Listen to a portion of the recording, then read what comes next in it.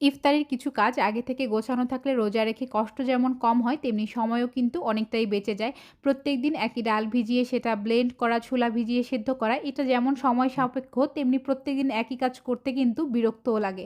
আমি চেষ্টা করি ২-৩ ধরনের ডাল ভিজিয়ে এরপর আমার এই চপারটাতে খুব সুন্দর মতো ব্লেন্ড করে নেওয়ার। আমার ব্যবহৃত সবথেকে চমৎকার জিনিস এটা। যদি আমাকে জিজ্ঞাসা করেন, "মারি আপু, আমি একটা চপার কিনবো, আমাকে একটা চপার সাজেস্ট করেন।" আমি বলব এটা আপনি চোখ বন্ধ করে নির্দ্বিধায় নিয়ে ফেলতে পারেন। যেকোনো টাইপের কিমা অথবা কাবাব করতে আপনাদের এত বেশি হেল্পফুল হবে। আবার পেঁয়াজ, মরিচ যেকোনো টাইপের জিনিস খুব ভালো কিন্তু কাটাকাটিও করা যায়। আরাধ্যাস শপ থেকে আমি চপারটা নিয়েছি। আপনাদের কারো প্রয়োজন হলে আপনারা অর্ডার করতে পারেন। আপনার দৈনন্দিন জীবনের কাজকে সহজ করতে অনেক বেশি সাহায্য করবে।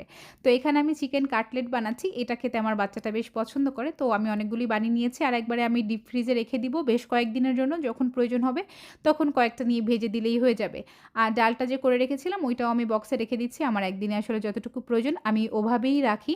আমি এভাবে বক্সে করে রাখতেই পছন্দ করি। আপনি চাইলে পলিথিনে করে বা অন্য যেকোনো আরো প্রসেস আছে সেভাবেও রাখতে পারেন। এখন বেসন মিক্সটা করে নিচ্ছি। এখানে আমি ৪ কাপ পরিমাণ বেসন, ১ কাপ কর্নফ্লাওয়ার এবং ১ কাপ চালের গুঁড়া দিয়েছি। সঙ্গে হলুদ, লবণ, শুকনো মরিচের গুঁড়ো এবং গরম মসলা দিয়ে নিয়েছি।